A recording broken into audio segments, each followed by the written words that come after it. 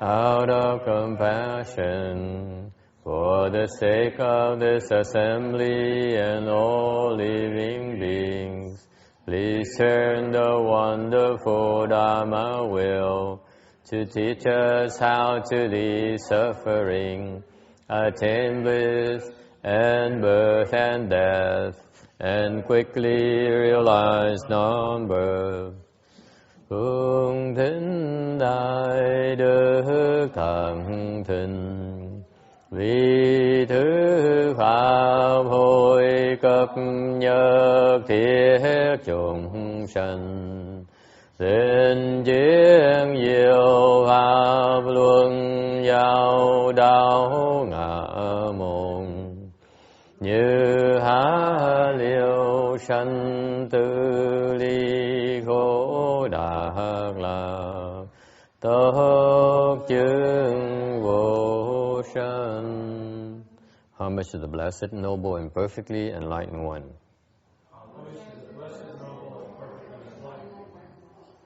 Nam mô Sadanto Suche Doye Alahadi Samyao Samputo Sie.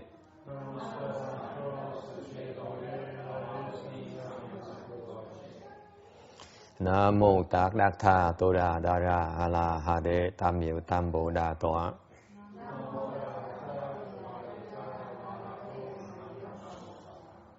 The unsurpassed, deep, profound, subtle, and wonderful Dharma in 100,000 million eons is difficult to encounter. And now that I've come to receive and hold it within my sight and hearing, I vow to fathom the thus come one's true and actual meaning.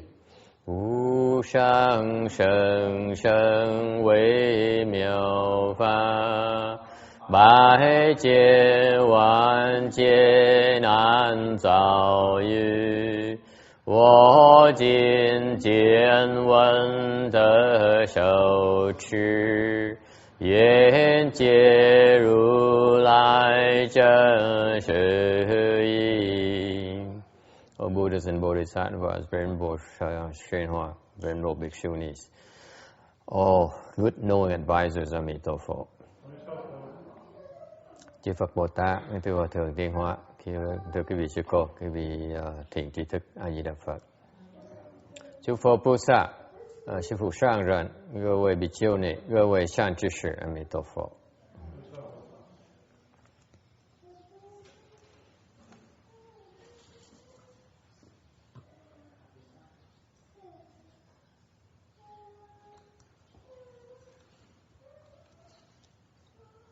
On slide 150 of the Amitabha Sutra, we're in the midst, we still in the preface of the Amitabha Sutra, where it mentions the great arhats who were present in the assembly. Mình đang đang giảng kinh A Di Đà, đang cái phần tựa đang nói về đại chúng, những người vị A La Hán có mặt ở trong đại chúng, anh nghe. Đang nói chuyện về ngài Ananda. Venerable Ananda has 8 things that he practices. Ngài Ananda tu 8 cái pháp đặc biệt. Okay, we briefly talked about number 4. When he looked at pretty women, he did not give rise to defiled thoughts. Thứ tư là nói về khi mà ngài nhìn tới mấy phụ nữ mới đẹp á, ngài không có sinh vọng tưởng. Number 5, he knew which samadhi the Buddha entered. Ngài cũng biết là cái định mà Phật nhập là loại nào. Number 6. He also knew by the benefits received by the beings who were taught by the Buddha while the Buddha was in samadhi. Ngài cũng biết hơn nữa là khi mà Phật nhập định như vậy thì Phật dạy những chúng sanh thì cái lợi của những chúng sanh là được gì khi được Phật dạy trong lúc Phật nhập định. He understood number 7 completely all the Dharma the Buddha spoke. Ngài hiểu rằng thứ 7 là hiểu tất cả những cái pháp mà Phật giảng. Number 8, never had to have Dharma repeated. I heard once and would remember it. Thứ 8 là có một cái trí nhớ rất là hay, nghe một lần là nhớ. Okay. Cái đó, that is called photographic memory, I suppose. Nowadays that's referred to photographic memory. Thời buổi này cái đó là gọi là cái trí nhớ rất hay.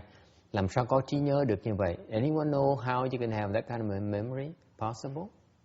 For example, I'm told that that terror of ours, little Joel, he listens to things and he remembers.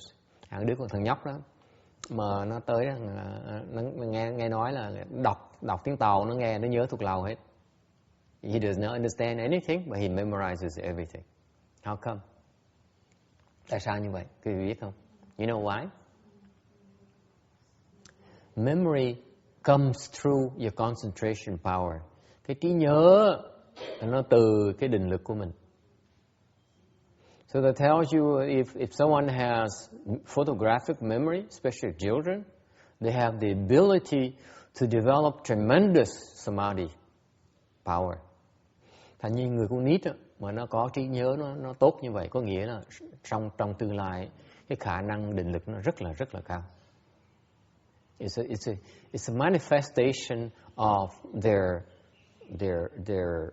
samadhi potential. Thành cái người nhà đứa con nít mà nó có trí nhớ nó tốt như vậy, cho mình thấy rằng cái khả năng cái định lực nó là rất là cao. Okay. All right. Any questions?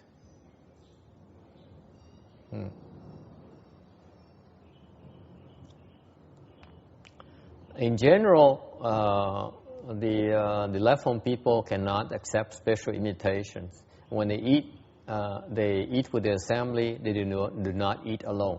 Trên cái pháp mà người xuất gia là những người tỳ kheo ni không được nhận cái biệt thịnh, mời riêng tới thôi.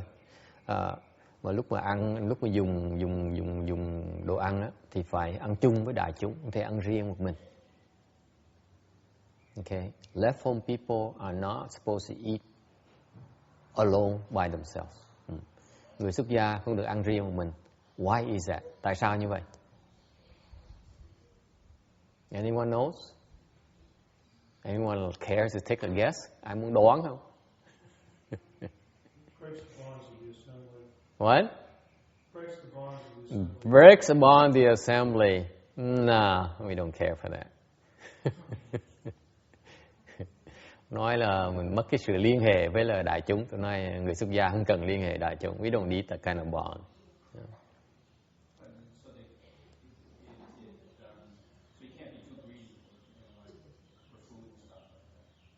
Excellent. Như vậy bớt tham ăn. Because what happened is that when you left home person, you eat there in the assembly, everyone watches you, like it or not. I'm only speaking from experience, okay? I don't know about the other left home people.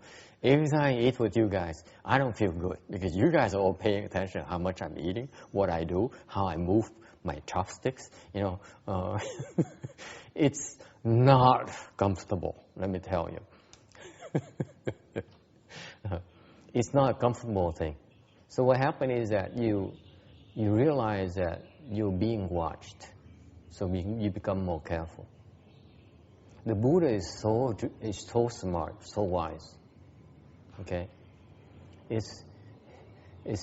So with these types of left home people dharma, he puts us in a situation where, of course, if you don't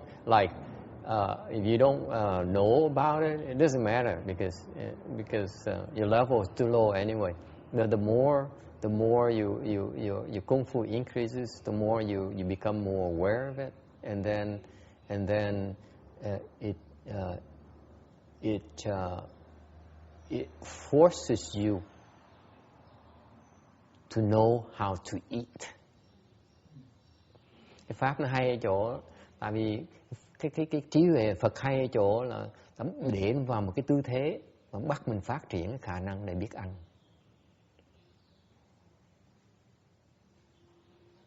Okay? So let me leave it as a riddle for you right now. If you don't understand what I just said, doesn't matter, eventually you will. Tôi nói chừng đó thôi, nói nhiều hơn cũng không có lợi gì. Từ từ quý vị sẽ hiểu. Because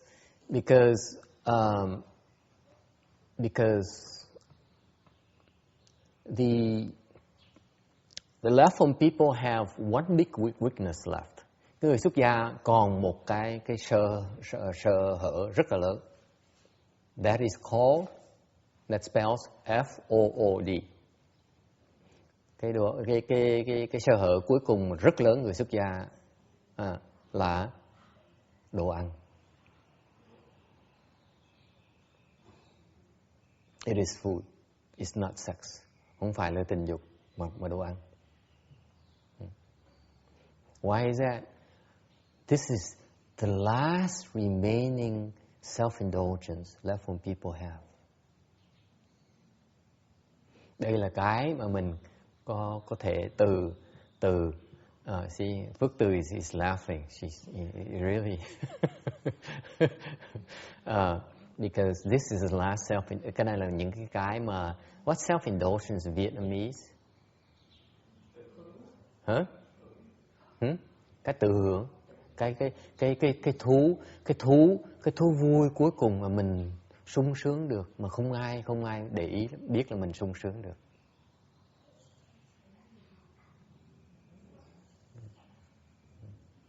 Cái sung sướng này không ai nghĩ là cái đó tai hại.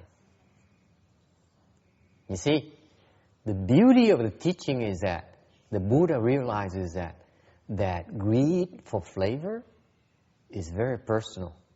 It's the last remaining attachment the left-form people have. That is perfectly acceptable to them and to the assembly. Cái mà Phật thấy rằng là cái tham ăn của mình, tham mùi vị của mình là cái chấp trước cuối cùng của người xuất gia. Mà người xuất gia cho là rất tự nhiên, cũng như người đại chúng cũng cho rất tự nhiên. Case in point, every weekend my van's loaded with lots of good food. Bằng cớ là cuối tuần nào, thứ bảy nào, xe tôi đi về là chất đầy đồ ăn hết. Đồ ăn toàn đồ ăn ngon không. I have the best fruits, I have the best vegetables, I have the best the temple has to offer. I have it. Okay? Why is that? Because people take pleasure in giving it to me. Tại sao tôi có những cái đồ nó ngon như vậy? Tại vì quý Phật tử rất thích thú cúng dường cho tôi như vậy. Isn't that right? Am I exaggerating? Okay? So week after week, I try to tell them, I say, please, I don't eat that much. I don't want any of this. And you know what? So I asked them to half the amount. One week they listen to me. They listen to me for 2 weeks in a row. And then the third week, it goes back to the same normal amount again. Why is that? Because it's not their fault. Because as soon as one person realizes I'm accepting offerings, then a new person comes along and says, can I give him something as well? How can you say no? Who do you say no to? Okay? So what happened is that left-form people, this is how the lay people express their admiration and their respect for left-form people by taking care of the meals.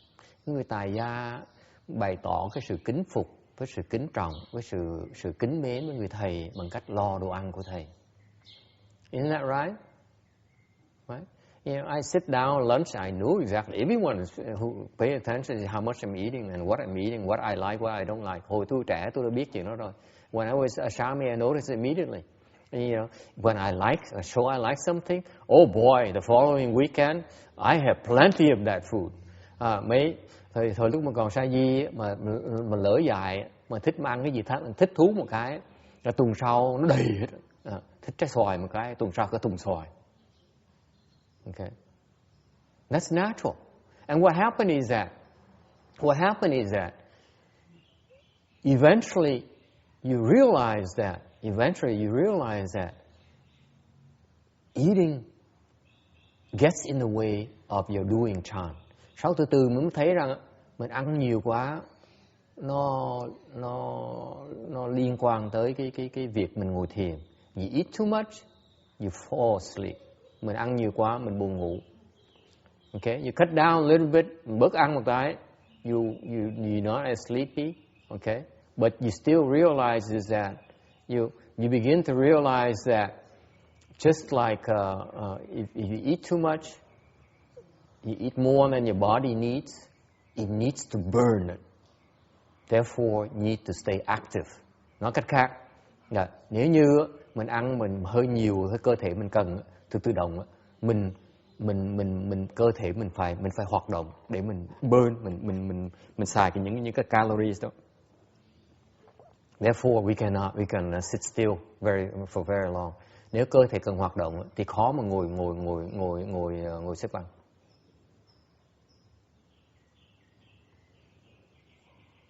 Okay, so that's why eventually, when you eat with the assembly, eventually you begin to experience what I've been experiencing.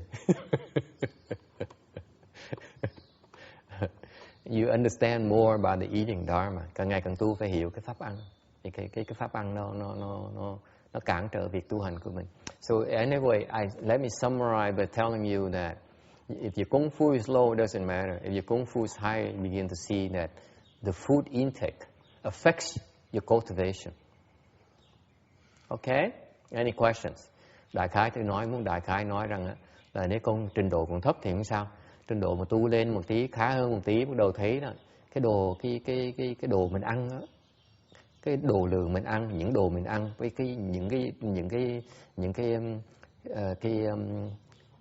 cái số lượng mình ăn nó ảnh hưởng tới cái cách tu luyện của mình. I will tell you, for example, I will give you this small detail. Cho một cái ví dụ này. Okay? I stay away from cheese. Tôi không ăn cheese. My disciple loves cheese. I have a disciple who loves cheese. Okay, you know about him, this guy. Có một cái đệ tử, one of my earliest disciples, his 70s, he learned chant from me. He made it to 8th samadhi. Ông này, ông lớn tuổi, 70 mấy tuổi, tu với tôi mấy năm trời, thì đắc được cái định, cái bát định là phi tưởng định. Okay, and he became vegetarian, and the last thing he wants, he's still attached to, is he insists on getting cheese every day. Ông này ông ăn chay được, nếu ăn chay ông phải ăn cheese. Okay, he does not realize that cheese is way too rich for a human body. Người ta không biết rằng cái cheese, cái fromage đối với cơ thể mình nó quá nhiều calories. It causes a lot of problems. You don't believe me? You stop eating cheese for a while, and then you eat cheese again. You see what happens to your body. Cái vị không tin tôi á, cứ ăn cheese, nghỉ ăn cheese thời gian, sao ăn cheese lại, thấy cơ thể mình nó hoạt động khác hẳn như vậy. It's too rich for you. It's only cheese. If you drink, then it's even worse than cheese. That enormous amount of calories in your body, it drives you nuts. This is why we don't drink in Buddhism. It's too much calories for our system. And for that kind of thing, we cannot handle it. We go berserk internally. We cannot meditate. Okay. Thành ra bên người Phật giáo chẳng hạn như cái chi là tai hại rồi, còn cái ống rượu còn tai hại hơn nữa. Uống rượu vào một cái cơ thể mình nó chịu không nổi, nó nhiều calories quá, nhiều energy quá này, ngồi yên không được. You drink, you cannot sit still. Okay. Anyway, moving on. 151, 151. Next person, next arhat, next great arhat is Venerable Rahula. Ngài La Hầu La. He is born from the Buddha's ex-wife, con của Phật. Phật của vợ của Phật. When the Buddha at the age of 19 decided to leave the home life, he came and said goodbye to his wife. Trước khi mà lúc 19 tuổi, Đức Phật Thích Ca Mâu Ni quyết định đi bỏ nhà ra đi tu, thì mới ghé ngang cái cung của bà xã mình, bà hoàng hậu mình, bà vợ mình để từ biệt. And Yashodhara, his wife, is a very special lady. Cái bà vợ của Phật rất là đặc biệt. She did not stop him. Bà vợ không đòi hỏi Phật. Okay, I know the reason I say it because I know of some men who try to leave the home life, and what's stopping them is their wife. He says, if you leave me, who am I going to live with? Who's going to take care of me now? Lý do tôi nói như vậy, tại tôi biết một vài người đàn ông họ muốn xuất gia, mà xuất gia không được, tại vì bà xã nói là nếu như anh bỏ tôi đi thì ai mà lo cho tôi bây giờ. Okay, the Buddha's wife, okay, she says, no problem. You can leave the home life. I understand. A man's got to do what a man's got to do. Bà vợ Phật rất là hay.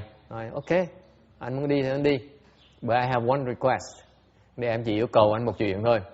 The Buddha said, what is it? He says, can you make me pregnant? Bà mới nói là anh cho tôi mụn con đi. The Buddha said, okay. Phật nói okay. And what does he do?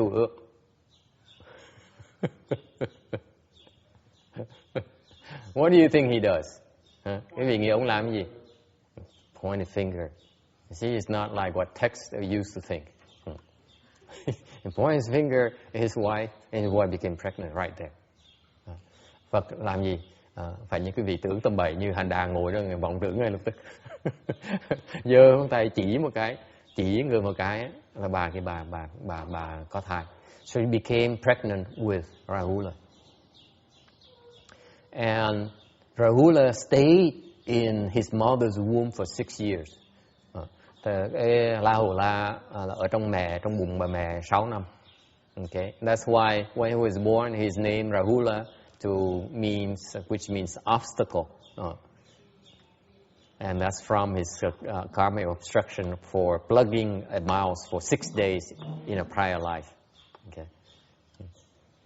Nên La Hầu La là sau này ở trong bụng bà mẹ 5 năm luôn, mới gọi sau này mới đẻ ra, mới gọi là phú chướng, gọi là nghiệp chướng. Đời trước nó che đậy mình lại. Tại vì đời xưa một kiếp trước đã nhốt con chuột trong 6 ngày luôn, bỏ đói nó 6 ngày luôn. Okay.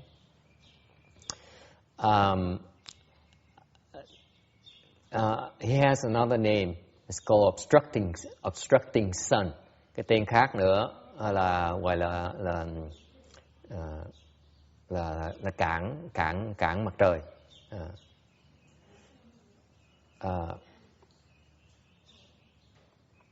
Because of in a prior life, còn kiếp trước he was a crown prince. Kiếp trước là một thái tử. A certain king, a long time ago, there is a king who had two sons, two princes. Hồi trước có một vị hoàng đế đó, có 2 người con trai, đều làm thái tử hết. Okay. And so the older crown prince is named Sun, and the younger one is named Moon. Từ xưa 2 người con đó thì người vua mới đặt một người tên đầu tiên hết, người con lớn là mặt trời, người con trẻ, người con nhỏ là mặt trăng. Okay. And after his fathers passed away, the older prince became king. Sau khi người vua cha chết thì cái người anh lớn là mặt trời mới tiếp ngôi. And he was a very good king. Ông vua rất là giỏi. But later he was sick of the good life, and the luxuries. Thì hồi sau này ông vua này mới chán chường cái sự sung sướng, chán chường cái sự vinh hoa phú quý. So he decided to become a monk, abdicate his throne in favor of his younger brother. Thì ông mới quyết định là xuất gia, mới nhường cái ngôi vua mình lại cho người em trai của mình. Okay, very special relationship. Cái chuyện mà rất đặc biệt. You don't realize that, for example, traditionally in the Ottoman Empire, đời xưa bên cái thời đại thời xưa bên Âu Châu, một cái triều đại đời Ottoman, you know, the king would have harems. Đời xưa mấy vua có harem. What's harem in Vietnamese? We don't have that in Vietnamese, do we? What's harem? Can you look up harem for me? The translation of harem, please. Harem có nghĩa là một vua mà có nhiều vợ lắm. Cái bên thời bên Trung Đông á, ta có cho phép vợ. Yeah, it used to be good life, Amy. The man can have many wives. Okay, legally. Okay. So they put them in harems. These sultans have harems. Did you find it? What's harem in Vietnamese? Khuê phòng. Có nhiều vợ dễ sợ lắm. So it's not uncommon for them to have like 1,000 wives. Okay. So they have a lot of crown princes, have lots of sons. Có vợ nhiều như vậy thì đẻ ra nhiều con dễ sợ. Okay. And what happened is that once the next prince succeeded in the throne, một khi một cái vị thái tử mà tiếp nối cái ngôi cha mình, you know what he does? Cái biết gì xảy ra không? Kill his brothers. He makes sure he kills them all. Một khi mà nối ngôi cha một cái là giết tất cả người anh em mình hết. He's the only son left in the bloodline. Ông chỉ là người con trai duy nhất trong cái dòng đó thôi. Xứ ta như vậy. This is the practice in the Ottoman Empire. Cái thời xưa cái triều đời cái thế giới bên kia người ta như vậy. Why? Because there's no possible competition from within. Trong cách nào người phản mình được hết. Okay. This pair of brothers here, he did not kill his younger brother. In contrast, would abdicate in favor of his younger brother even. Cái anh em mình đặc biệt cái sợ lắm. Thay vì giết người em mình cho nó sống mà còn nhường ngôi lại cho nó. Okay. And then the son prince left home, have the home life under the Buddha. Người anh đó, hoàng đế đó mới xuất gia với Phật. Not Shakyamuni Buddha, the other Buddha, the Buddha back then. And he purely maintained the precepts. Hồi đó tu giới rất là gắt gao. Okay. Not have even a slightest infraction. Một cái hoàn toàn không có phạm một tí giới nhỏ nhất. Okay. And one day, because it was dark, back then there's no light when it's dark, he inadvertently used another left home person's water jug.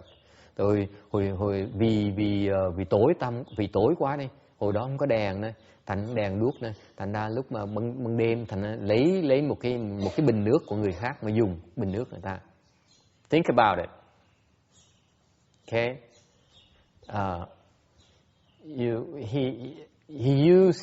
He used someone else's water inadvertently.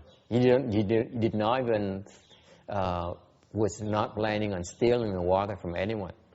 Quý vị nghĩ cho coi, hồi xưa ông này ông tu nó độ gắt gao như vậy là lỡ xài cái bình nước của người khác. Okay, water is free. Lỡ xài thôi á, mà ông này ông khi mà ông biết rằng mình xài lỡ lầm cái bình nước người khác, the moment he realized that he mistakenly uses someone else's water without the permission, that is stealing. Ông này khi ông biết á, mình dùng nước người khác người ta không cho phép á, cái đó gọi là ăn cắp, tức là phạm giới. Therefore, he violated the precepts. Okay? Yeah. Some of you are shaking your heads. That's how purely he was maintaining his precepts. Incredible man. Người đang cái trình độ người ta dễ sợ như vậy đó. Okay? Lỡ xa bậy mà thôi là biết là ăn cắp, biết là mình phạm giới ăn cắp. Ăn cắp gì? Ăn cắp nước. He's stealing water. That's it. What would you do, Danny, when you steal water from someone else? Huh? What do? What you do is you go down to the river back then, and you get water and replenish the jug, right? Does that make sense? Cái vị nghĩ ra, khi mà mình ăn cắp nước người ta mình làm gì? Mình xuống sông mình múc nước lên mình trả nước lại cái gì? Is that right? Would that be okay? Would that fix the problem? You được không? You agree with that or not? Well, it should fix the problem, and his mind probably didn't. So there's no problem, right? Well, I think that he probably didn't think that there was no problem. I thought that he would, if he's maintaining the precepts that purely, that he must have gone to a step further, he must have done something else. I don't think he just replaced the water. If you take the water, replenish it, okay, you're fixing the problem, right? You making that person whole again. Nếu mình lấy nước đó, dùng nước đó, múc nước mình trả lại nước người ta, là người ta đâu có thiệt thòi gì đâu. Okay? However, you still broke precepts. You still break precepts because you stole it already. You commit an act of thievery already. So even though you make a person whole, you still broke precepts. Still have broken precepts. Yes.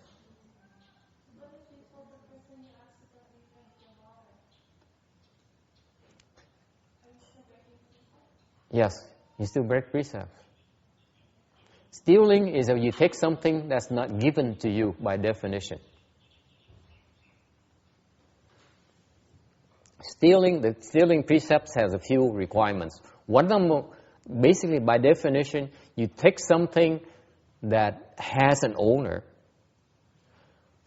meaning it doesn't belong to you. Okay? And another condition is that you are not given permission to take it. Điều kiện thứ nhì, người ta không cho phép mình lấy. Okay. Muốn ăn cắp có nhiều cái điều kiện. Điều kiện thứ nhất là có cái chủ, vật nó có chủ. Okay. For example, if you go out there, folks, let's say you go out to the curb and you see a tree. Okay, and you cut the tree. Are you stealing or not? Mình ra ngoài đường đó, ngoài đường này, ngoài cái bãi cỏ đó, có cây mà mọc ngoài đường đó, mình cắt cây, mình có ăn cắp hay không? Are you stealing or not? Cutting a tree? Yes. You don't know. Are you stealing, Danny? Yes, he's going to say yes. He's a boring guy. Okay, anyone says you're not stealing? Ai nói là mình không ăn cắp? Cái cây ngoài trời của công cộng, this is a public property, right? You're stealing from the government. It has an owner. First requirement, it has an owner. The government owns it. Therefore, you take it without permission, you're stealing. Okay? Number three requirement is very important as well. Okay? Very important is you have the intention to steal. Điều kiện thứ ba là mình cố ý ăn cắp.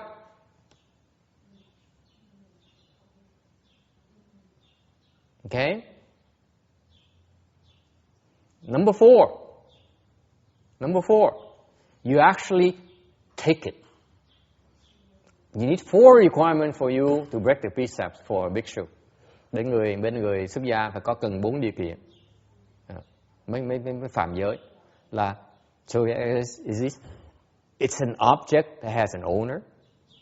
You take it without the permission. you intend to take it without their permission, and you actually take it. Then you break precepts. So look at Rahula. Look at the prince's son. What did he do? He took something that has an owner. Okay? Thành ra 4 cái điều kiện đó thì thấy ngài cái ông hoàng tử, ông tỳ kheo mặt trời này làm gì? Ông lấy một cái vật mà có chủ. He was not given permission to take it, không cho phép mà lấy. Right? Did he take it? Ông lấy. Number 4, did he intend to steal it? No, he did not intend to steal it. Thứ tư, không muốn cắp. Có phạm giới là không?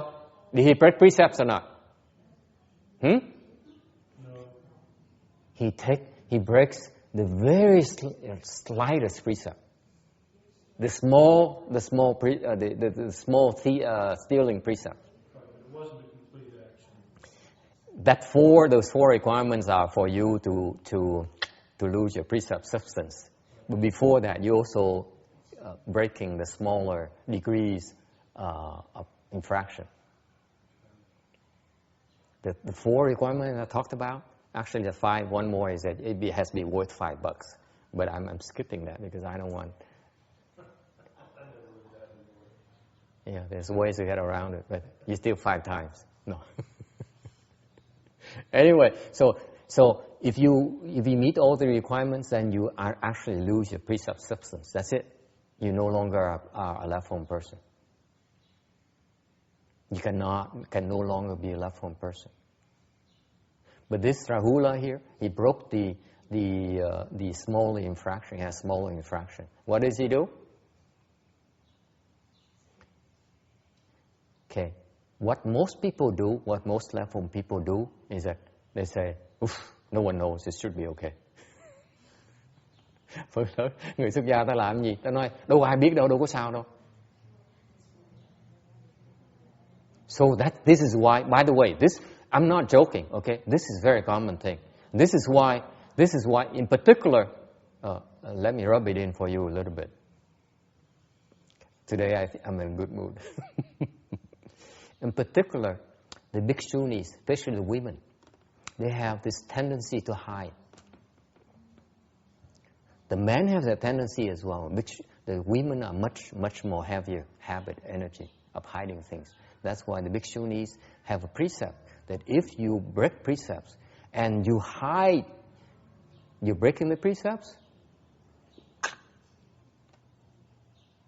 That's how heavy the habit energies are with women.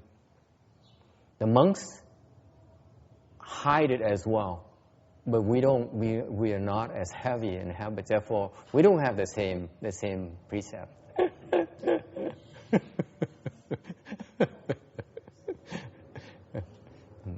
This is why men, they have fewer precepts than bhikshunis. The bhikshunis, they have more precepts because they have more things to pay attention to. Okay. Anyway, it's a digression. Going back, what happened is that typically you since no one knows, you think about it and say, gee, I broke precepts. What do I do now?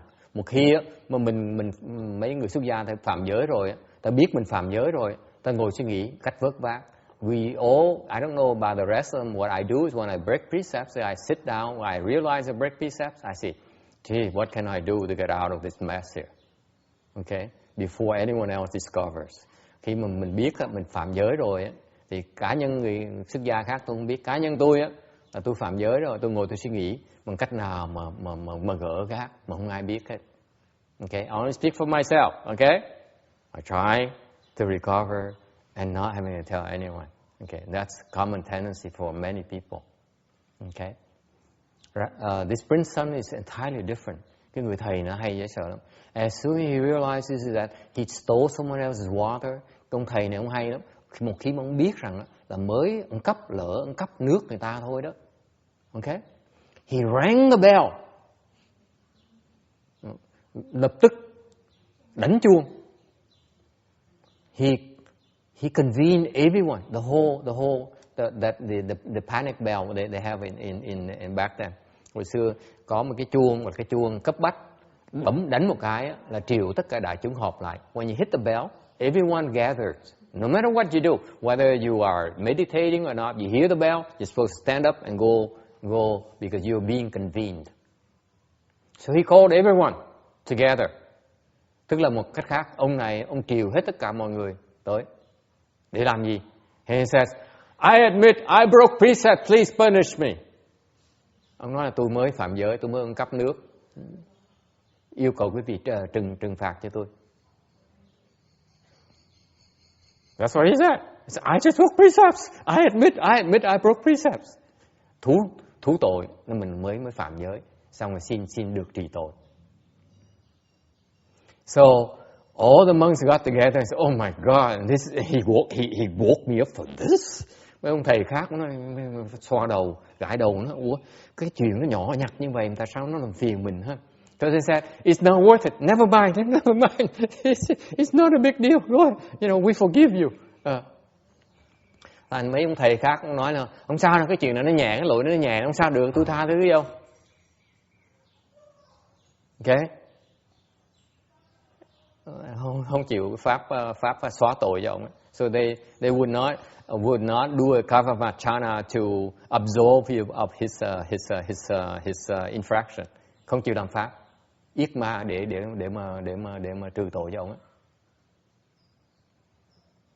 Okay, now the kavamachana is not something I can tell you because only the sangha for monks, not even nuns can hear about it.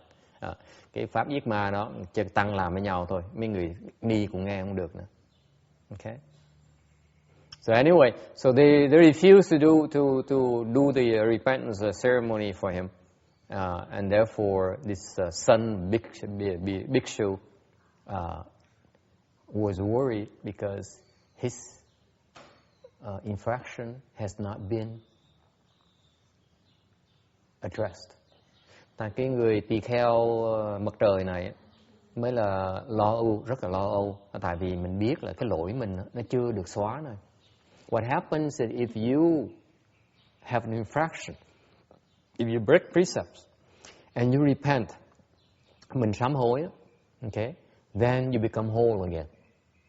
You have no more leakages, no more problems. If you don't repent, you still have an outflow. You still are not whole. Okay. Tại vì cái pháp mà sám hối của bên Phật giáo mình á, mình làm tội á, mình sám hối á, thì mình được hoàn hảo lại. Mình không sám hối á, là mình vẫn còn sức mẻ như thường.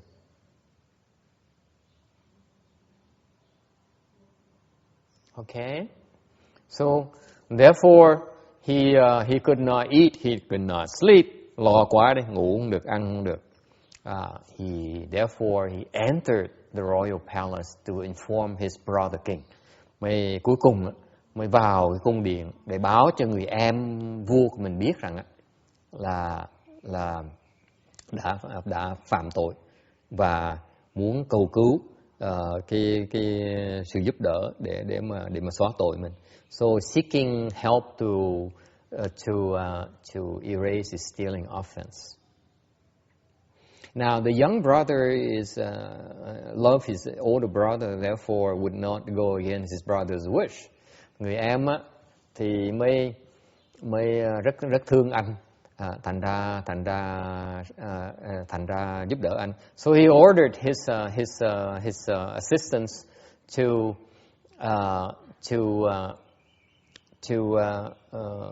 confine his brother to a room as a form of punishment. Thành mới sai mấy cái thuộc hạ mình á, là nhốt ông anh lại, anh tỳ kheo trong cái phòng để gọi là trừng trị cái phạm cái tội ăn cắp.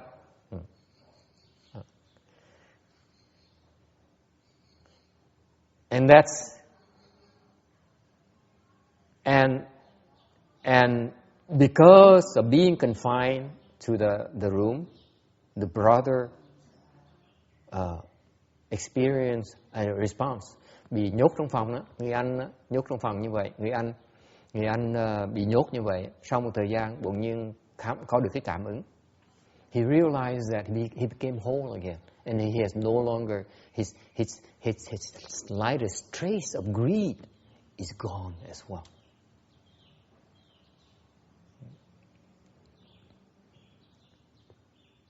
Câu chuyện hay ở chỗ, this is the beauty of the story. That is why I enjoy this anecdote so much. Because the brother, it is so pure. Người anh đó, thanh tịnh đến cái độ. Okay? Đến cái độ.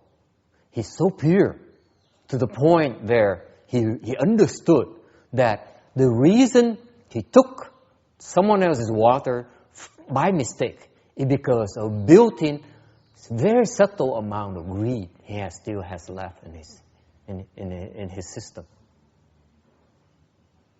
that compelled him to break the precepts.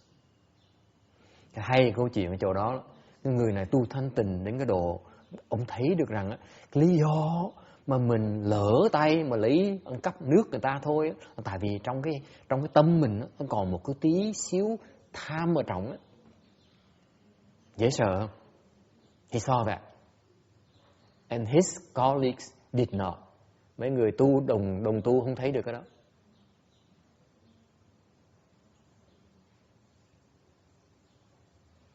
So, if you break precepts, một khi mình phạm tội lỗi rồi, and you go through the repentance process, rồi mình sám hối. Repentance is a process, is a dharma where you actually have to go through and suffer some losses. Cái pháp sám hối là pháp mà mình phải thiệt thòi. In that repentance process allows you to see and allows you to restore your wholesomeness. Cái pháp sám hối nó giúp mình làm thanh tịnh lại.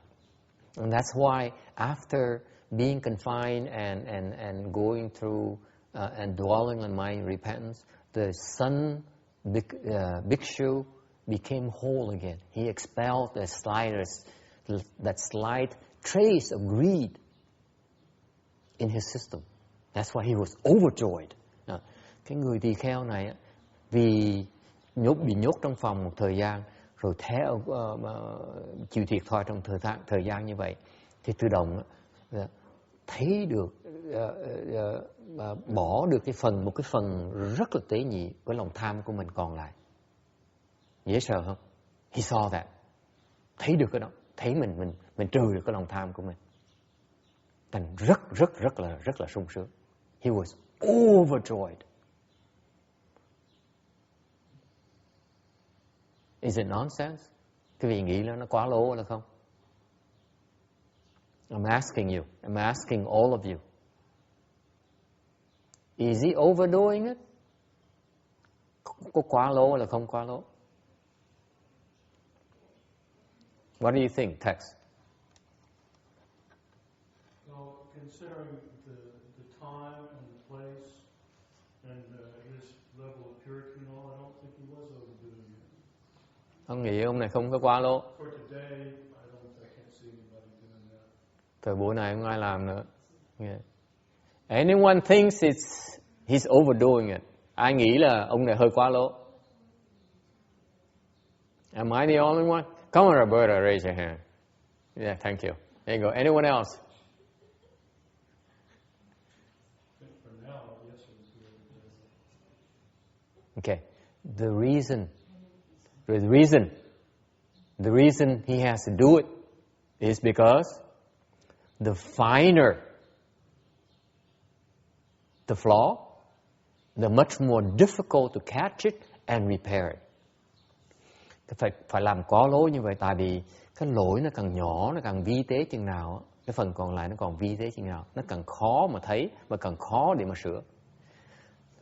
Whatever the slightest flaw you have left in your system, it is one that's very difficult to see, to perceive, or to get rid of.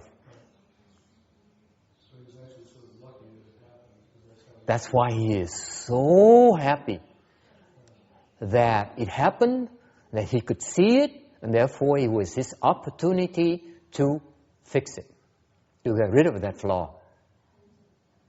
This is a superior cultivator, folks. Người nó hay dễ sợ lắm.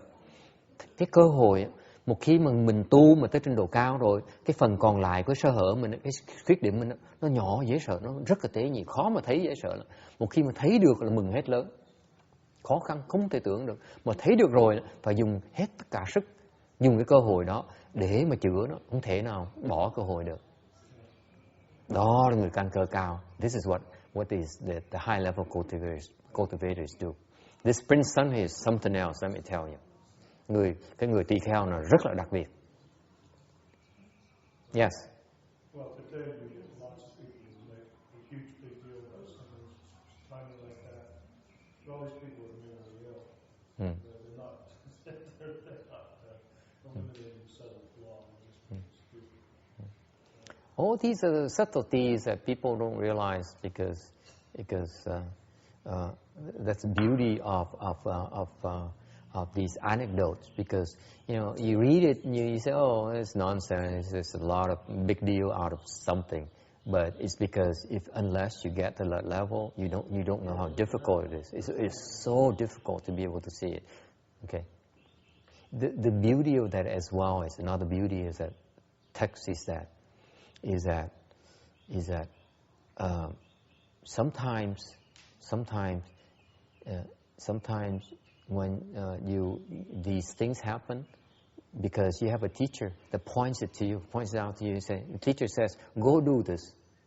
And then from carrying out the teacher's instruction, you discover your flaws. Because actually the teacher is saying, go do this, and then you're able to see your flaw between parentheses. He doesn't tell you that. When the teacher tells you to do something, it's usually designed for you to see something. Okay? If you're that lucky. If you don't have a teacher like this prince son here, you don't have the luxury. No one's gonna point you to a place, tell you to do something that help point out your weaknesses. Therefore, when you see something, when you do something wrong, you're so happy that you're doing something wrong because you're seeing your attachments. You're seeing your flaws. Okay? That was a very big deal to him that his colleague monks could not appreciate. Superior spirit cultivator, folks. Okay? This is what cultivators value. This is how cultivators rank themselves.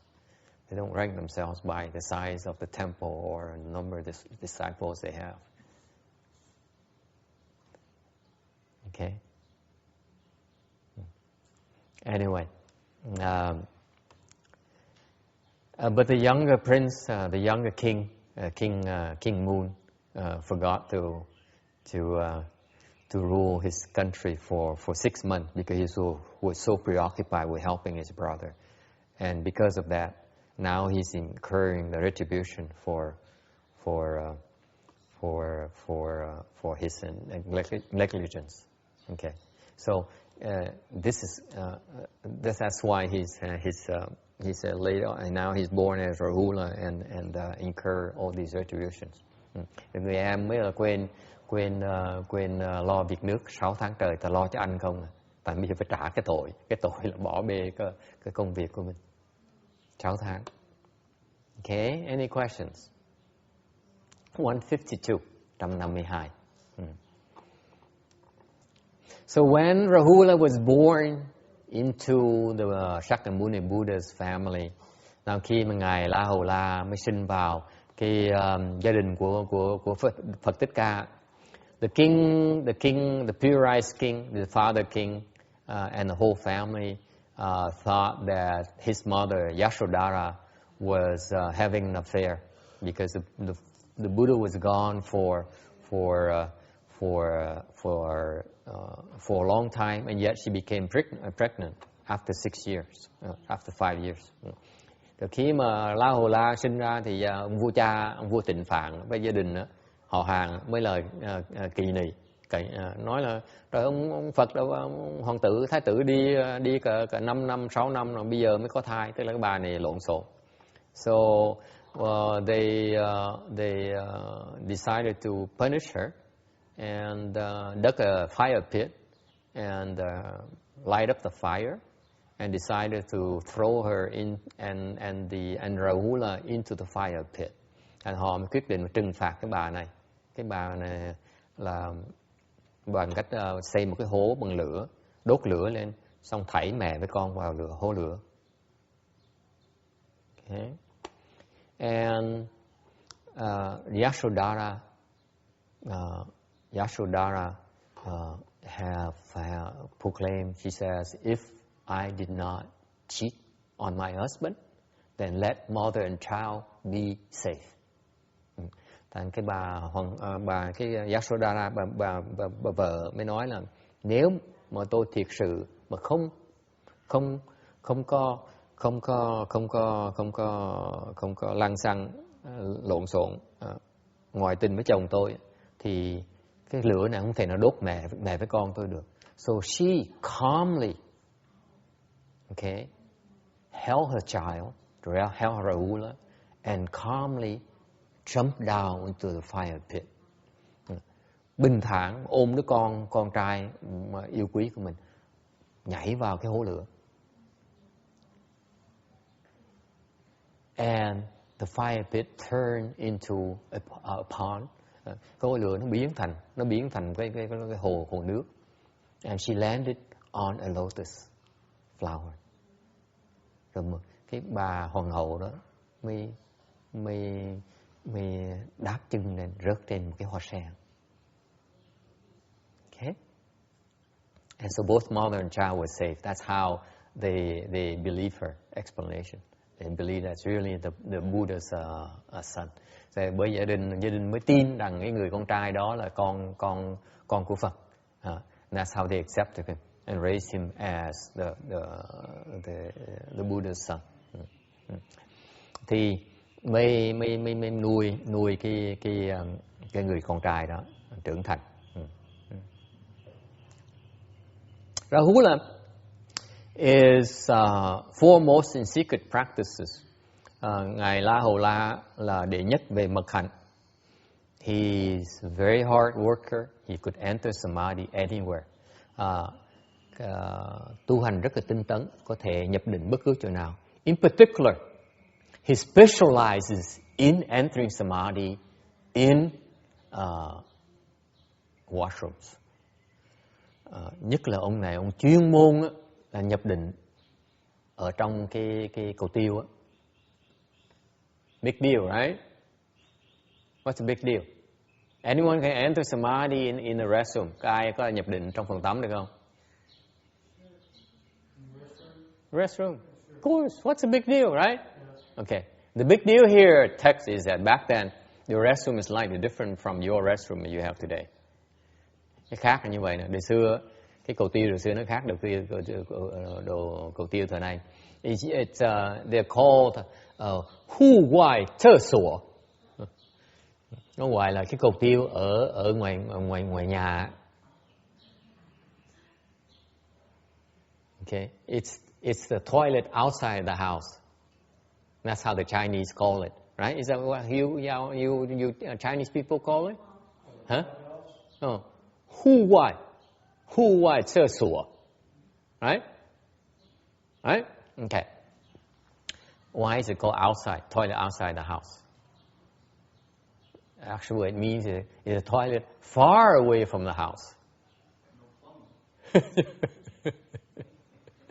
It's a hole in the ground with two places where you sit there and then you do your work and then you leave. There's no flushing, there's nothing whatsoever.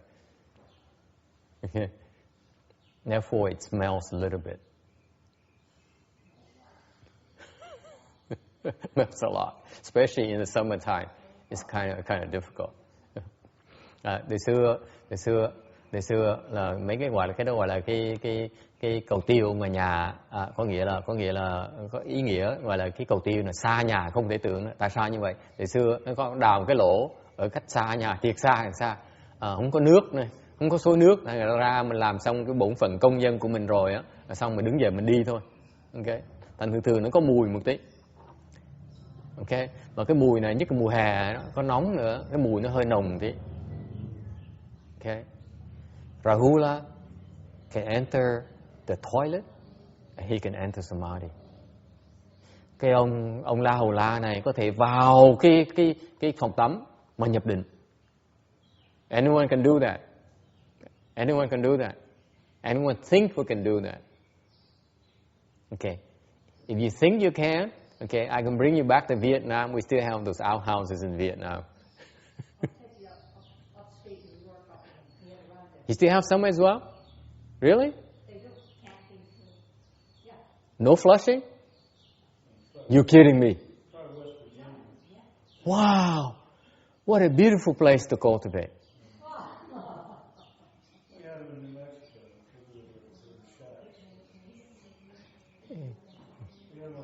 Listen, nowadays, if you go you go in the toilet and you see has been flushed, it bothers the heck out of you, right? Never mind about entering samadhi.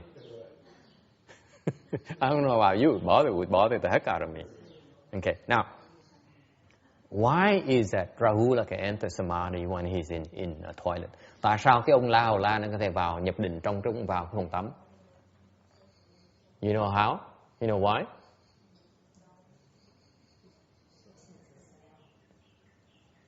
There's a story behind it. Có cái chuyện rất là lạ. Có câu chuyện. Okay.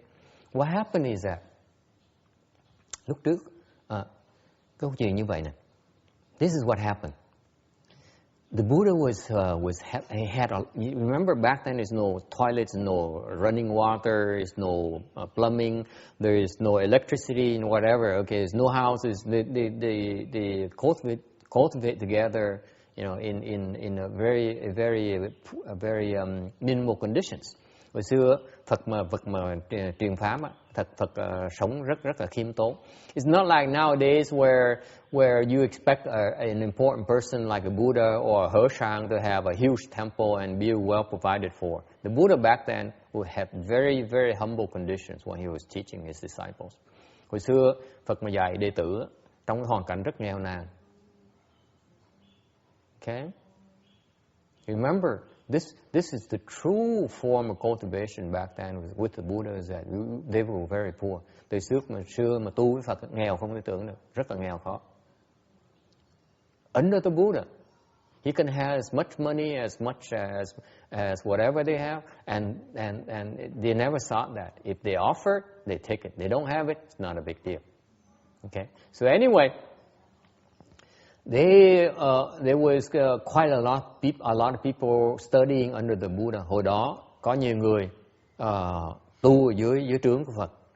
Left-home people as well as lay people. Hồi đó rất có nhiều người xuất gia đệ tử tu với Phật, cũng có người tại gia nữa.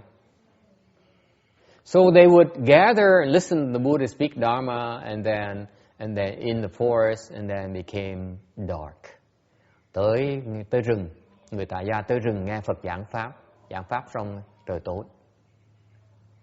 So they stay overnight, ngủ đêm.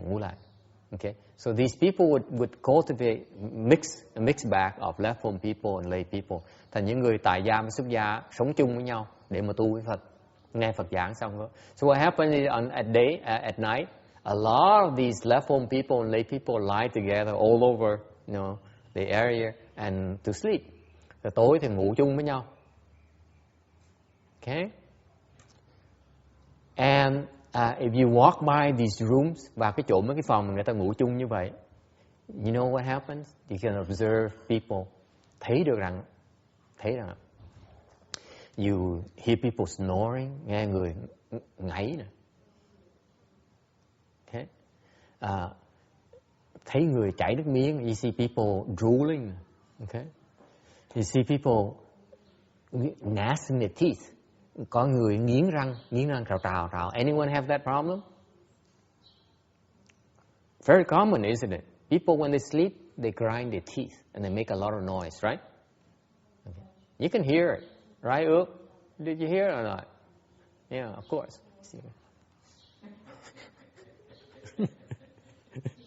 Sorry. So anyway, so you see unsightly scene. Okay, people lying around sleeping, and especially people, they grind their teeth and they snore and all those things. See, left-home people, we don't do that. What? You think I'm joking? You shave your head and see what I mean. Rồi họ thấy cái hoàn cảnh như vậy nó hơi thiếu trang nghiêm một tí. Người tại gia vừa ngáy rồi vừa nghiến răng rồi vừa chảy nước miếng tùm la hết, lăn lộn tùm la. Even another thing is lay people they tend to turn and toss. Okay, Nephilim people we never do that. Người xuất gia tùy tung mà làm mấy chuyện đó đâu. Anyway, so very unsightly, so they came and complained to the Buddha. They said, "We're honored one.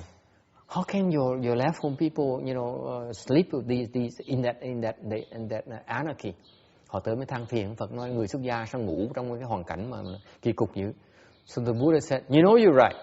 It's not a good image for left home people." Thì Phật mới nói rằng ông nói đúng. Người xuất gia mà ngủ trong hoàn cảnh như vậy, nó thiếu trang nghiêm, nó không tốt. Okay, very bad image for Buddhism. Đối với Phật giáo không tốt. So the Buddha then decreed, he said, okay, then from now on, you find arrangements for lay people, because I don't want them to share the same room with left home people. Phật mới chế ra, mới nói là quyết định rằng từ đây về sau, người tại gia với người xuất gia ngủ riêng, không được ngủ chung. Okay? So guess what? So now the monks sleep in their area, and they have such a peaceful sleep. They don't grind their teeth. They don't turn and toss. They don't snore. Okay. The best sleepers in the world are left home people, I think. Người xuất gia, người ngủ rất là ngay, rất là trang nghiêm. Còn whereas the lay people then sleep in separate quarters. Người tại gia ngủ phòng riêng. What happened is that they ran out of rooms. Thiếu chỗ cho người tại gia. So Rahula, being back then was a young lay person. Hồi đó Thái tử La Hầu La là còn trẻ tuổi. He is the least senior member of the lay people, and therefore he had no place to sleep. Thành hết chỗ cho La Hầu La ngủ. Even though he's the son of the Buddha, even though he's of royal blood, no special treatment. Mặc dầu là con của Phật, mặc dầu là hoàng tộc, không được ưu đãi tí nào hết. Never complain. Rahula never complain either. Ngài La Hầu La không than phiền đâu. Okay? He says, never mind. I find my own place to sleep. Thầy nói đừng có lo, tôi tự kiếm chỗ tôi ngủ. So he looked around, and the only place he could find was the Buddha's bathroom. The Buddha's bathroom. Thành ra ông đi kiếm khắp hết, kiếm chỗ không có chỗ nào ngủ được hết á, chỗ nào cũng không có ngủ không được. Cuối cùng kiếm được cái phòng duy nhất ông ngủ được là cái phòng tắm của Phật. So he would spend the night in the Buddha's restroom. Tối nào ông tới phòng tắm Phật mà ngủ hết. That's how he got used to the smell. Yeah.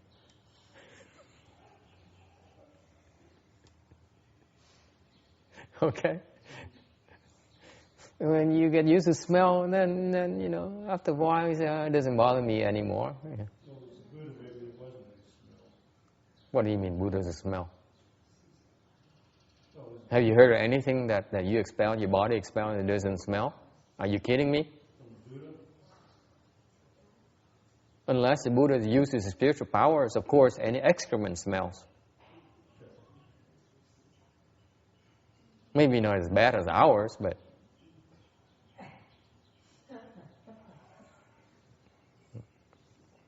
Anyway, so the story doesn't end there.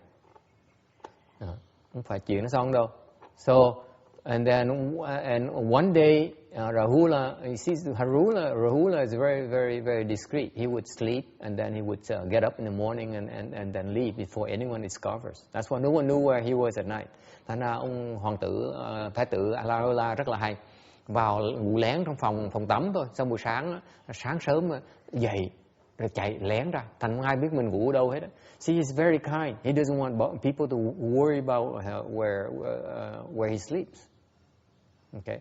One night he oversleeps. Một đêm kia ngủ mê đi, quên đi, ngủ nhiều hơn một cái. And in the morning, guess what happened? Buổi sáng chuyện gì xảy ra? Phật cần đi cầu tiêu. The Buddha had to go to the restroom. Don't tell me the Buddha don't go to the restroom either, text. The Buddha went to the restroom. Phật đi vào tắm, mở cửa ra, thấy con mình ngồi đang ngủ trong. He opened the door and saw his own son sleeping in the restroom. Guess what he does? Phật làm cái gì? Rang the bell and called everyone. Why are you mistreating my son? Gọi tất cả mọi người lại. Nói tại sao con tôi cái gì đối đãi tệ với nó tệ như vậy? Con của Phật mà. Then he found out it's Rahula's doing, no one else's. So that's how he decreed. Bởi vì người ta mới giảng vậy cho Phật biết rằng là đâu có biết là ngài La Hầu La ngủ trong phòng tắm đâu. Thành ra that's how the Buddha decreed. Bởi vậy Phật mới chế rằng he says, okay, I understand. From now on, okay, it's okay for left home people to spend the night with lower levels like shamis and shamini, for shamis and lay people for 2 nights, and it's okay. Okay, thành ra Phật mới chế có cái giới, nên mới chế cái giới rằng là người xuất gia có thể ngủ đêm chung phòng với cái người tài gia hoặc là sa di 2 đêm, không được tới đêm thứ 3. Bên Tỳ Kheo Ni có cái giới như vậy. Similar precept for bhikshunis. They can spend the night with lay women and shaminis for up to 2 nights. Third night, they have to kick them out. And then they come back on the 4th night. Then it's okay. It starts over again. Thành Phật mới chế cái giới như vậy để thành ra cái giới đó là giới từ ngài La Hầu La ra đó. That precept came from Rahula. And so it serves 2 purposes. Ngài La Hầu La, cái ngài cũng ngắn lắm. He serves to, now he can really develop the ability to enter samadhi even in the restrooms. Therefore, he's no longer affected by the smells. Thành ra, and then the second thing is that he helped the Buddha create that precept that makes life a lot more manageable for us left home people. Rồi chuyện thứ nhì, đầu tiên hết là cái cúng hiến ngài La Hầu La là giúp Phật chế một cái giới để cho người xuất gia sau này đỡ khổ hơn. Tại nhiều khi mình đi xa đó, mình có thể ngủ đêm, ngủ chung được hai đêm thôi. Okay. Nó còn dễ thở. Rồi sau cái chuyện thứ nhì nữa là ngài La Hầu La vì cái duyên đó thành mới phát triển cái khả năng có thể nhập định rồi ngay trong phòng tắm. Có nghĩa rằng là không bị cái mùi hôi nó ảnh hưởng mình nữa. Dễ sợ không? Isn't that incredible? He uses the conditions to develop the ability to not be affected by smell. Not only the smell of the toilets, smell of food, the smell of women, the smell of perfume, you name it, no longer affects him. Cái duyên nó tạo ngài có cái khả năng không bị ảnh hưởng bởi cái mùi vị nữa. Thành ra không phải riêng mùi vị của hôi hám, mùi vị thơm cũng thể ảnh hưởng ổng được nữa. Okay? Any questions?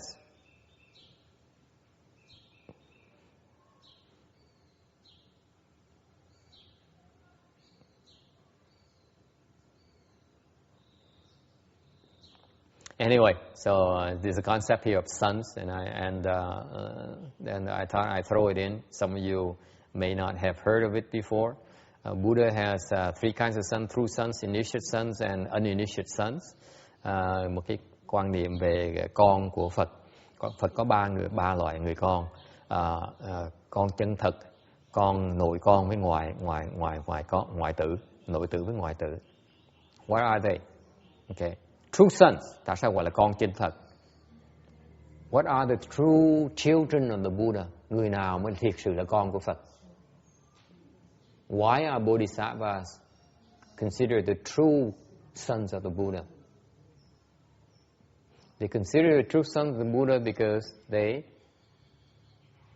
are of the same substance as the Buddha. Họ là con chân thật của Phật là tại vì họ cùng một cái dòng mạch với Phật. They understand the same thing as the Buddha. Họ thấy được cái mà Phật thấy.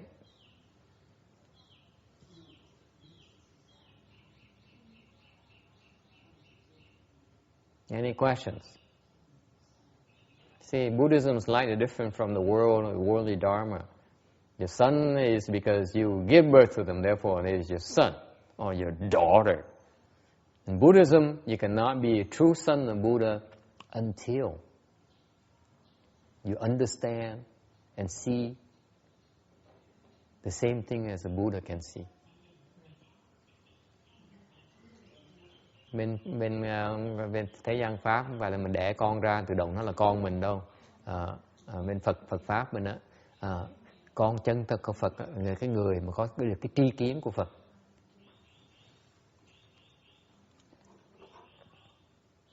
Any questions? Okay, that's the true son. And then there's the inner son, initiate son. Có người gọi là người nội tử. Okay. Meaning are the two vehicle. Nội tử có nghĩa là những cái người bên nhị thừa. They understand emptiness. Họ thấy được cái không của cái ngã. They see the emptiness of the self. Okay. They haven't understood yet the emptiness, the true emptiness. Cái người bên nhị thừa, người ta hiểu được cái không của cái ngã, đều vẫn chưa thấy được cái không, cái chân không. Okay, very important for you to understand this, to remember this concept. Something called emptiness. Phải nhớ cái khái niệm về cái không, emptiness of the self, cái không của cái ngã của mình. The emptiness of the self is different from the true emptiness. Cái ngã của mình á, nó không, nó khác với cái chân không, nó nhiều dễ sợ. Very far away from it. Alright. And finally, uninitiated sons. Ngoài ra, gọi là con, gọi là ngoại tử. Okay. Why are we ordinary people considered uninitiated sons? Tại sao những người phàm phu như mình á, gọi là ngoại tử của Phật? Uninitiated meaning that you are very far away from the Buddha. Okay. Ngoại có nghĩa mình là xa dễ sợ lắm, cái loài ra rìa. Okay. Miễn cưỡng gọi là con của Phật thôi, thực ra không phải là con Phật. So if you really press the issue, yeah, you consider a son of the Buddha. You're really not a son of the Buddha, deep down. Okay, because you're so far away from it. You're so far away from the true sons. Tại vì những cái người ngoại tử này nó cách xa những người chân tử, nó quá xa đi. Okay, why are we called sons of the Buddha and daughters of the Buddha? Tại sao gọi là con hay là con trai, con gái của Phật? Why is that?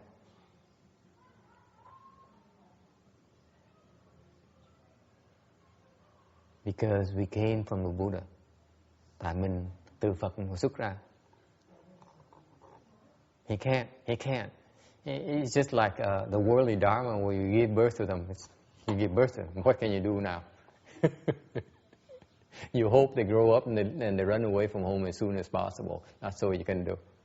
Thành bên này cái tương tự thế gian pháp á, là một khi mình đẻ con ra rồi thì mình làm gì được bây giờ nữa, mình chỉ đợi chừng nào nó khôn, nó đủ khôn, nó chạy, nó bỏ nhà mình, nó bỏ đi thôi, chứ còn mình chịu rồi. Nó là máu mủ của mình rồi. That's what happened between us and the Buddha. We are part of his bloodline, whether he likes it or not. Tại nên mình á, là phần tử, mình là thành phần của Phật, một cái phần của Phật. Phật bỏ mình không được. He cannot get rid of us.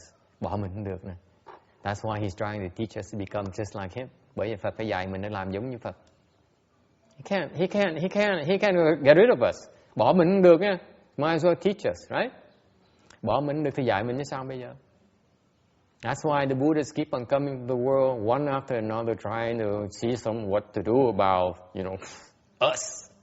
Bởi vậy Phật này tới Phật khác, tiếp tục thay nhau mà xuất thế để mà tới coi thử làm gì được với những cái trường hợp mà quá khó khăn như tụi mình. Like Jasmine, what to do about Jasmine now? She's here. Okay, any questions? Yes? No? All right. 153. Next Arhat. Yes. One question.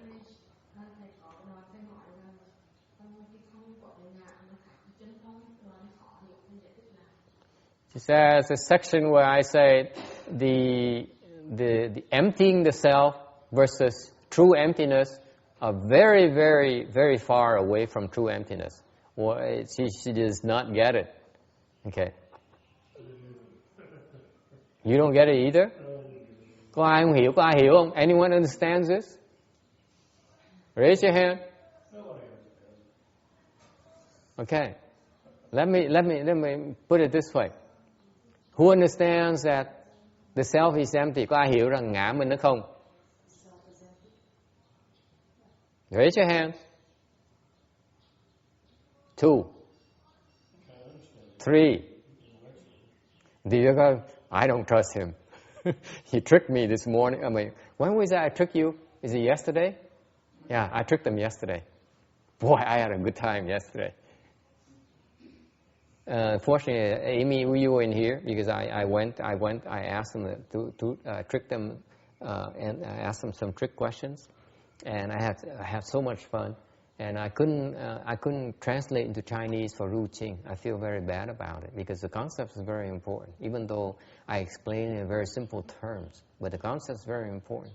So when you have a chance, tell Ru Qing that I will explain it to her again later if we have a chance after the lecture. I meant to do that today before I forget. I asked you to translate for her again because she made the effort to come yesterday. I want to make sure she understood what I explained to them yesterday. Okay? Anyway, so from yesterday, no one now trusts me. No one going to touch my questions anymore. Ngày hôm qua là bịt đại chúng thành bây giờ không ai dám trả lời tôi hết á. Okay, come on, don't be shy. Don't be shy. Anyone understands the emptiness of the self? Ai thấy được ngã mình nó không? 1, okay. 2, 3, okay. No, you don't. That's a trick question. And they were right. You're so far away from seeing yourself being empty. Vì còn xa có thấy cái ngã mình nó không, còn xa lắm. You're very far. Yeah, you're so full of yourself. You're so full of it. So for you to empty it, that means you have to keep on unloading, letting go. Cái ngã mình á, muốn không, mình phải xả nhiều không thể tưởng được. Cái vì còn xa không thể tưởng được. Like Gojin, for example, I know herself is... Hàng Quả Ngân chắc chắn là không cách nào cái ngã mà nó không... she's so far away from the self. How do I know that? Làm sao biết Quả Ngân nó còn lâu vậy sao? How do I know that? What proof do I have? When I say things like that, you can ask for proof. You say, "What, Master? I don't mean to offend you." Okay. But what proof do you have that I'm so far away from myself being empty? Right? You have the right. Right? At worst could happen, I slap you in the face and kick you out and say, "Don't ever come back here again." But what proof do I have that Gojin is very far away from the self, being empty? Bằng cớ nào? What proof do I have that Phước Từ is very far away from the self being empty? Tôi nói không phải riêng Quả Ngân không, mà cô Phước Từ cái ngã đó, còn mà không nó còn xa, nó còn lâu dễ sợ lắm. Bằng cớ nào? Yes, Janice. Huh? No. I'm you know, it's I'm very practical, Janice. The reason that I claim that yourself is very far from being empty is because, lý do mà tôi nói là quý vị, cái ngã quý vị còn lâu lắm mới là không được. Tại sao? Your legs still hurt. Chân nó còn đau.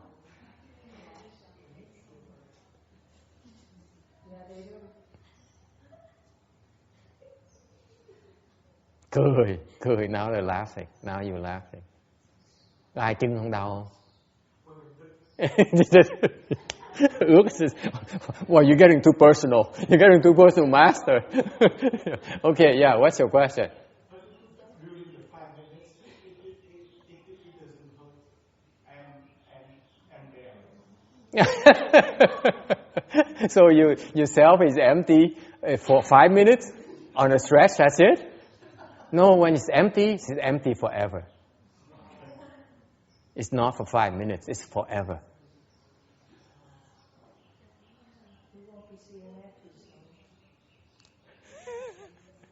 I rest my case.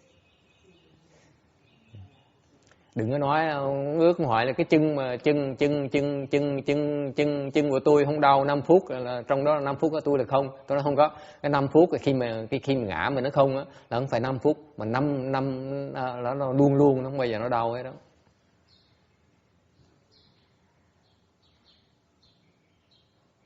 Mấy anh Quả Ngân, chân nó còn đau mà ngồi đó mà cứ quẹo lại. See, how do I know that? I watch you sit. Oh, you're wiggling like crazy. You're going like this. How much longer is this lecture here? Ngồi đây mà ngồi, sao ngồi lâu dễ sời? Còn bao lâu nữa mới xong, giảng xong cái pháp, giảng cái bài thuyết này. My leg hurts too, but you know, I don't wiggle like you. Chân tôi cũng đau như cái gì, nhưng tôi đâu có nhúc nhích đâu. Okay. So can we agree not to wiggle your legs for a while? Thì mình có đồng ý mình tiếp tục về sau mình không nhúc nhích cái chân mình nữa được không? Is it possible? Mọi người làm được không? Không được. No way. Xí ngã chứ không? Cô Phước Tường ngồi không nhúc nhích cái chân được không? Không được. Xí, ngã còn xa quá. Cái chân không mà control không được, nó đòi ngã sao nó không? Cái chân nó còn mà. That's where my proof is. If I ask you to sit and not wiggle your legs, and you say I can't do it, that means that your legs are not empty yet. Cái chân quý vị nó chưa không. If your legs are not empty yet, how can yourself be empty? Cái chân mình chưa không, sao ngã mình nó không được? If you want to be closer, you have to look at your legs as empty. Muốn gần hơn Jasmine, you have to look at your legs as empty. Then you're a lot closer to emptiness of the self, okay? If you still think your legs are for real, you're so far away from it.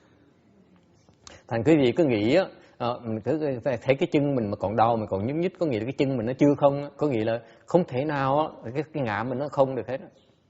Muốn ngã không, trước hết phải nhìn cái chân là không cái đã. Does it make sense? Ước says, oh, no luck for me. No hope for me this lifetime. Now you know why I've been asking you. I asked you to bear the leg pains.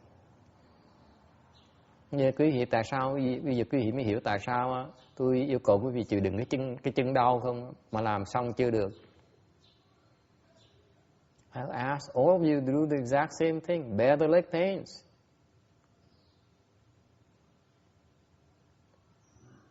Jasmine said, I can't!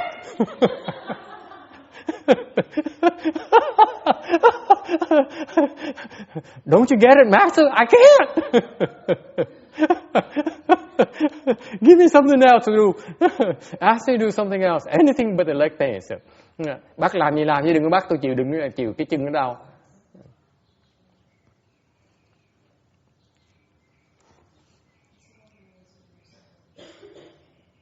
Okay. How do we get here?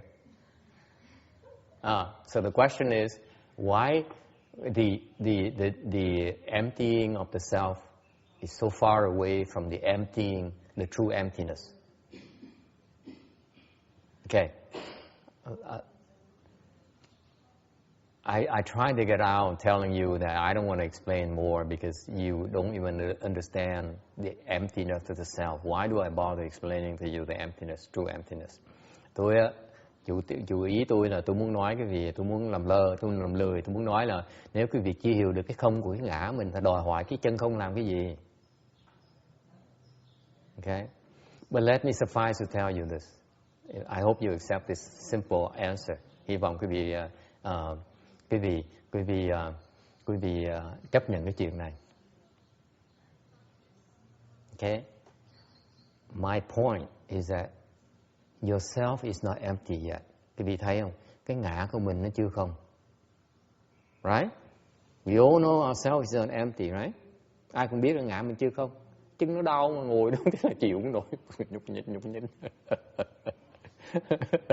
All of you. You see, Randy, he can sit for half lotus for half an hour in the morning, afternoon. That's it. I have my limits, right? So the self is not empty yet. Right? Now, if you see the self to be empty, ví dụ như mình thấy rõ ràng cái không ngã mình á, nó chưa không rồi, mình cứ nhúc nhích chân hoài mình chịu không nổi, ok? Mỗi lần cuối tuần tới gặp ông thầy chọt một cái là mình nhúc nhích cái chân ngay lập tức. Every weekend you come, show up your face in a temple, master makes a comment towards you, and you wiggle your legs immediately. Okay? So you see that you're so far away from the self, you cannot even see yourself being empty. Chưa thấy mình ngã nó không được. And assuming you see yourself as empty, ví dụ quý vị thấy được cái ngã quý vị không nữa, I have bad news for you. I have very bad news for you. Okay? You want to hear? Cái ngã không á, ngã thấy chưa thấy được cái không của cái ngã nữa. Okay? After the self becomes empty, khi mà thấy được cái ngã không rồi, okay? For you to see true emptiness, một khi mà quý vị trong cái ngã quý vị không rồi, muốn thấy chân không, quý vị phải làm cái gì? Once you see the emptiness is the self, assuming you get there, for you to go to the true emptiness, you know what you have to do? Quý vị biết cần làm gì không? Everything is empty. Meaning, this is empty, you're empty, she's empty, her brother is empty, Phước Từ is empty, Vô Yin is empty, money is empty, car is empty, the niece is empty,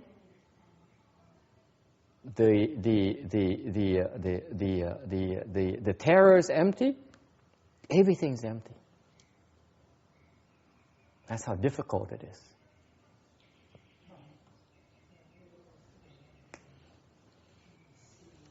You want to quit now? Bỏ cuộc không?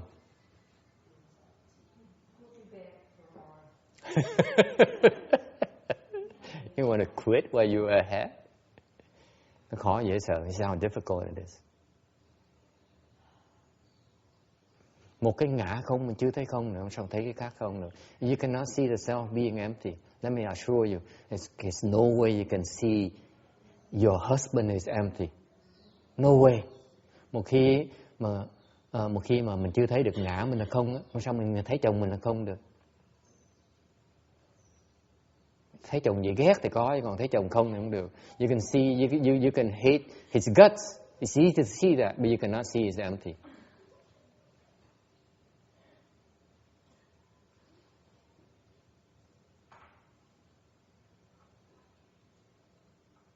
Okay? That's why it's very difficult. Nó khó lắm, không có dễ đâu. This is why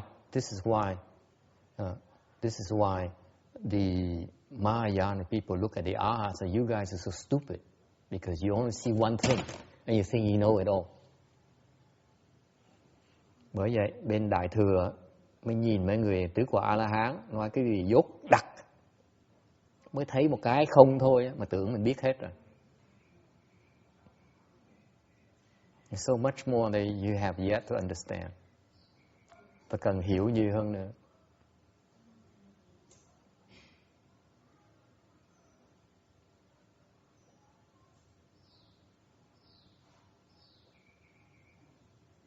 Okay. All right. Any other questions? Ai thắc mắc gì nữa không? 153. Moving on to Gavampati. Kiều Phàm Ba Đề.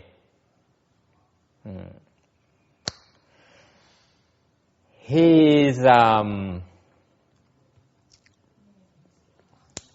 I have a slight typo here. Let me fix it.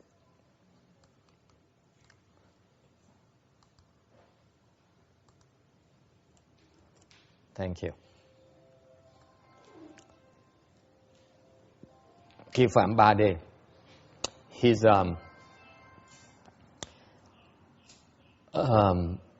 this story here is his story is a rather mushy story. Cái chuyện của ngài á, nó hơi cảm động một tí.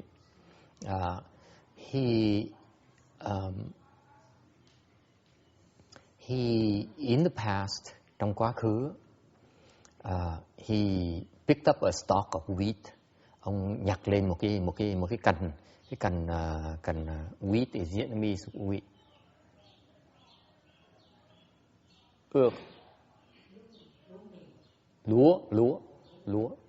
Lúa, thank you. Một cái lúa mì. And because of that, many grains fell to the ground. Từ mấy cái hạt đó, nó rớt trên đất. And for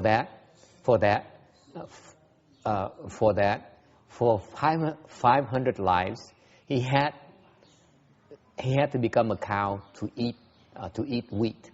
Thành vì cái sự phí phạm như vậy đó, thành ra phải 500 đời sanh làm con bò để mà ăn cái đó. Dễ sợ không? Think about it, folks.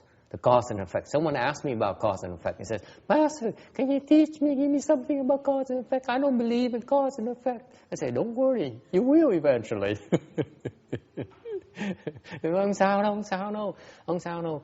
Nó nói thầy cho con sách đọc về nhân quả, con không tin nhân quả. Tôi nói không sao, từ từ sẽ tin. Because if you don't believe me, all you have to do is go out here and get the stalk of wheat and you drop the wheat on the ground. I assure you, in 500 more lives, you become a cow to eat the wheat. You don't believe me? Go and try it. Okay? Tại nếu cái người mà hỏi tôi đó không tin cái nhân quả, cái câu chuyện rõ ràng không tin á, cứ dám không tin á, ra lấy một cái cành lúa đó để cái hạt lúa nó rớt xuống đất như vậy để phí phạm cái đó, cái là cái phí phạm của cái lúa. Thành phải làm con bò để ăn cái lúa đó để mà trả lại cái nghiệp đó. So from the wastage of the wheat seeds, you have to be born again, my dear, as a cow to eat those to undergo the retribution. How is that for cause and effect? Would you like to try it? Then you believe in cause and effect.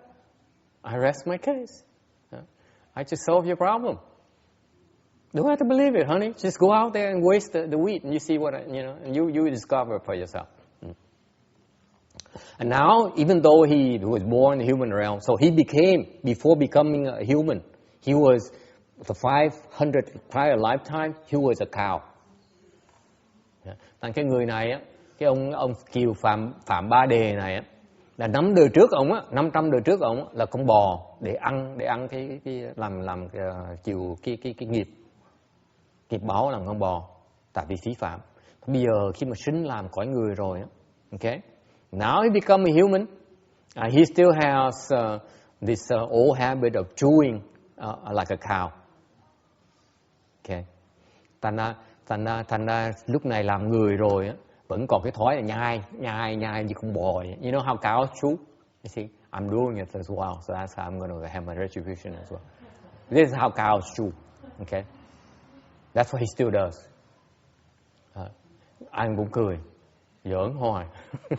Careful, cười là phạm tội đó. Don't laugh at me. Okay, be careful. And because of that, you see, it looks absurd, right? Thấy cái người nhai như mồm nó nhai giống như con bò vậy. Thành ra người ta thấy, người ta cười, người ta chê bai. So people look at him too, they would make fun of him. And because of that, the Buddha, fearing that people would slander this bhikshu who happened to be a fourth stage arhat, Phật mới biết rằng cái người tỳ kheo này đắc được tứ quả rồi, mà để người ta mà chê bai, mà khinh khi ông tứ quả A-la-hán này, tội rất là nặng. Very serious offense. And therefore, the Buddha ordered him to go to the Triyachimsra heaven to cultivate chant. Bởi vậy, Phật mới ra lệnh cho cái ông Kiều Phạm Ba Đề lên quả trời ngay lập tức. Ok, cưỡi lên quả trời tầng trời thứ nhì của dục giới, ở đó để mà tu luyện thiền. Okay, and so he's up there doing chant, tu thiền ở trên. And one day the Buddha entered Nirvana. Lúc mà Phật Thích Ca Mâu Ni mới nhập niết bàn,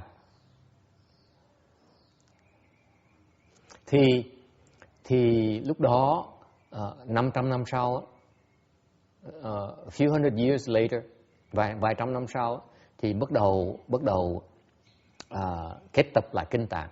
So his disciples got together to assemble the Buddha's teaching. Okay, so they said, let's find out the knowledgeable people, call them together and have them recite the Buddha's teaching. Thì mới rủ nhau những người mà hiểu pháp, nghe pháp, giảng pháp, Phật giảng pháp, nghe Phật dạy thuyết pháp rồi, triệu họ lại để họ nhắc lại những cái lời họ còn nhớ mà Phật thuyết pháp. So somebody came to the heaven calling on Gavampati. Thì người ta mới gửi người lên cái tầng trời thứ nhì để mà triệu ngài Kiều Phạm Ba Đề xuống. So far so good. So Gavampati asked the messenger, ngài Kiều Phạm Ba Đề mới hỏi cái người tới đó. I said, the Buddha, is he at peace? Is he blissful? This is a protocol between level people, by the way. Thành cái người ngài Kiều Phạm Ba Đề mới hỏi cái người sứ giả tới đó, họ hỏi là Đức Thế Tôn vẫn an lạc. This is what's supposed to ask. So, for example, when these bhikshunis here, these people here, you folks go to CTTB and meet on a left home person, you're supposed to say, "Are you at peace? Are you at peace? Are you in bliss? Are the Buddhist disciples? Do they listen to your teachings? Do they behave themselves?" So this is the common protocol between left home people back then. Ngày xưa người xuất gia ta gặp nhau ta đối xử, có một cái cách hỏi nhau như vậy, hỏi là ngài có an lạc hay là không, đệ tử có biết nghe lời không, đệ tử có tu có tinh tấn là không. Okay. And the answer that the other bhikshu, the other arhat says, didn't you know? He entered Nirvana already. Thì cái người A-la-hán kia mới trả lời, nói, ủa, ngài không biết hả? Đức Phật đã nhập diệt rồi.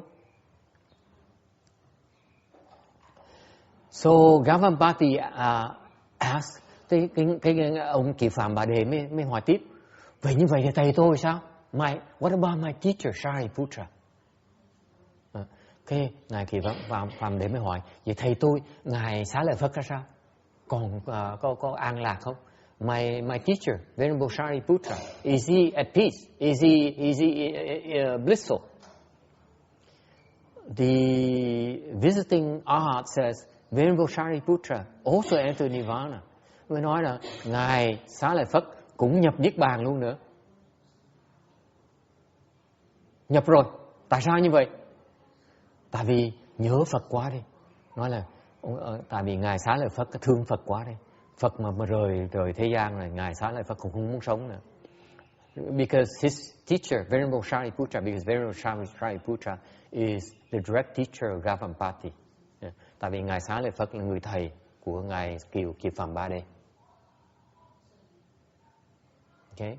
Thành khi mà Ngài Xá Lợi Phất mà biết là Phật nhập diệt một cái, Ngài Xá Lợi Phất buồn quá, nói nếu mà Phật bỏ mình đi rồi thì mình sống làm gì nữa? Sống không còn thú vị gì nữa. Shariputra said, the Buddha left me, I have no more desire to live, to go on living. So Shariputra says, I'm going to enter Nirvana as well. So the Shariputra decided to enter Nirvana as well. So he died as well.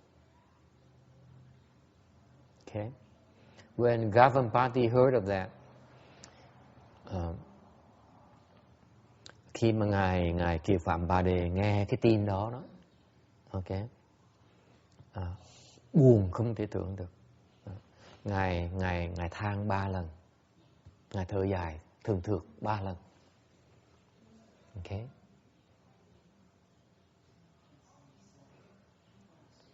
And he uses spiritual powers to create water. Remember, okay, this is the detail that's left out that I need to fill in for you. It's not written anywhere in the thing. What happened is that the Triyastrimsha heaven is still connected to our world. Okay, quý vị biết không? Cái mà tầng trời thứ nhì của dục giới mình nó còn dính với quả đất của mình. The Triyastrimsha heavens is at the top of Mount Sumeru. Therefore, it's connected to our world.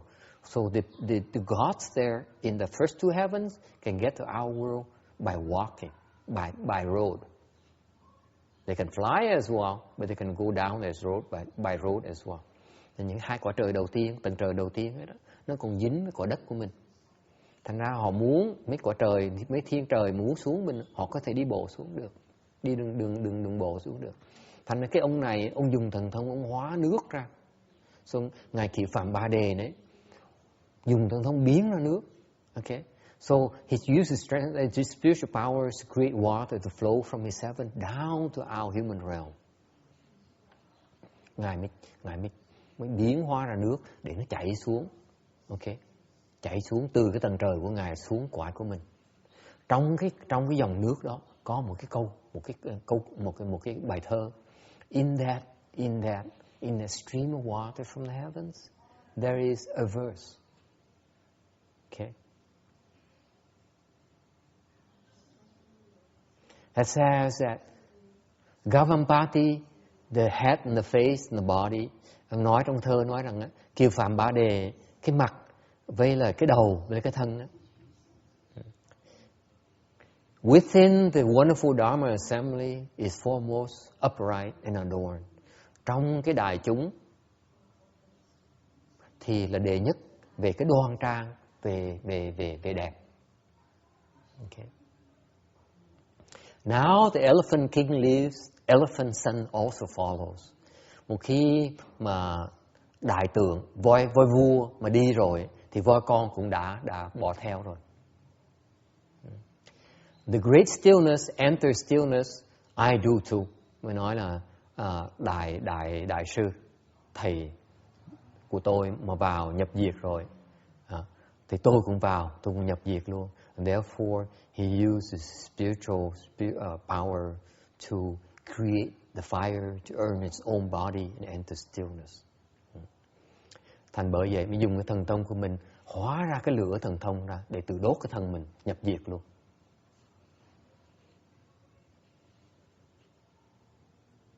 Isn't that beautiful? The loyalty of a teacher to your teacher. Thấy cái câu chuyện cái đời xưa người thánh nhân, cái tâm ta hay dễ sợ, ta trung thành với thầy mình dễ sợ. Có Phật mới tạo được cái sự trung thành đối với đệ tử mình thôi. Only the Buddha can create, has enough merit and virtues to be able to instill that in his disciples.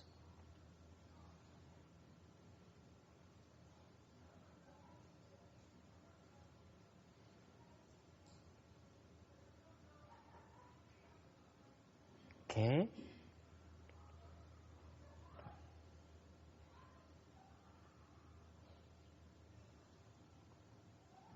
And that's the story of Gavampati. Đó là cái chuyện của ngài Kiệt Phàm Ba Đề. Okay? Even though the Buddha forbid him to be with him, mặc dầu Phật không cho phép mình ở với thân cận Phật. Remember, the Buddha sent him away, isolated him. Okay? Never faulted the Buddha. Never felt bad about it. Phật đó, ông này ông mê Phật. He's very attached to the Buddha. So when the Buddha sent him away, it broke his heart. Phật khi mà ông này ông rất mê Phật, mà khi mà Phật đuổi ông đi như vậy, nhốt ông trên trời, ông này ông buồn dễ sợ lắm. So single-mindedly, he still very close his teacher. He still wants to be his teacher. Mặc dù ở xa như vậy, tâm không bao giờ rời Phật hết. Dễ sợ không?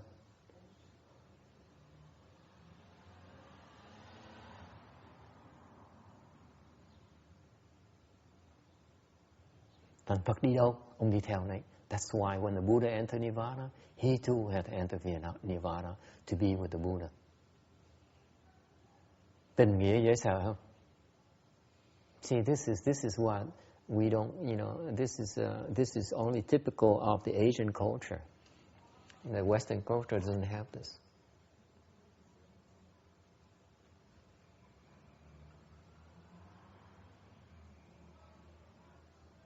Okay?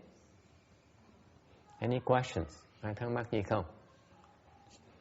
If you have no questions, it's 2:30 now, Sunday afternoon. We can stop here, or you want me to keep going?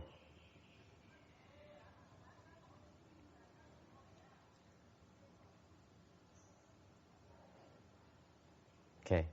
Anyway, so anyways, that's the story of Gavampati. The rest is all I wanted to tell you about Gavampati is that I really admire him because I feel that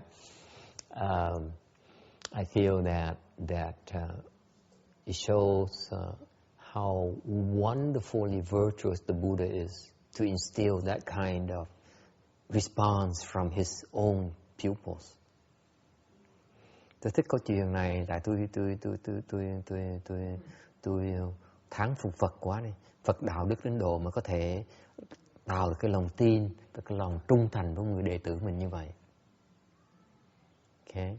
I have my early disciple, she deserted me and then stabbed me in the back and stuff like that because I don't have enough merit and virtues. I'm not virtuous enough.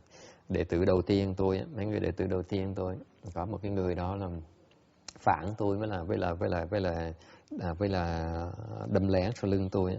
Đó là tại vì tôi biết cái đó, tôi thú thật cái đó là tại vì tôi biết là tôi không đủ công đức.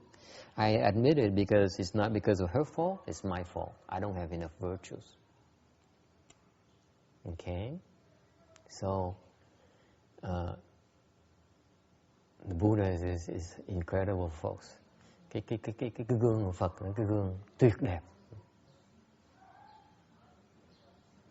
He would never do anything to cause you to commit offenses against him. Đạo đức Ấn Độ như vậy luôn. Đạo đức Ấn Độ, he's so virtuous. There is nothing that would cause us to create offenses against him. Đạo đức Ấn Độ mà không có làm cái gì sai quấy để Phật tử của mình, đệ tử của mình có thể hại mình để tạo nghiệp. Hay không?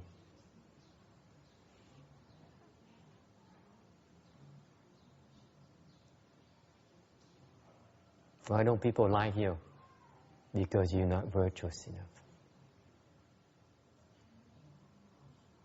Tại sao người ta không thích mình? Tại mình chưa đủ đạo đức. Don't blame them. Đừng có trách người ta. Blame yourself. As being not sufficiently virtuous enough. Đừng có trách người ta không thích mình, người ta ghét mình. Lỗi và lỗi người ta. Lỗi tại mình chưa đủ đức độ. Okay? Do we agree on that today? Ngày hôm nay mình đồng ý chỗ đó không? Then you can be at peace. If you can see that, you can be at peace when you're insulted, when you're stabbed in the back. Một khi quý vị thấy được như vậy á, thì quý vị sẽ mà an nhiên tự tại khi người ta mắng mình, khi người ta chửi mình, khi người ta đâm sau lưng mình. Alright? That's liberation right there, Randy. Cái đó là giải thoát đó. Okay? Don't blame others. Đừng có trách người ta.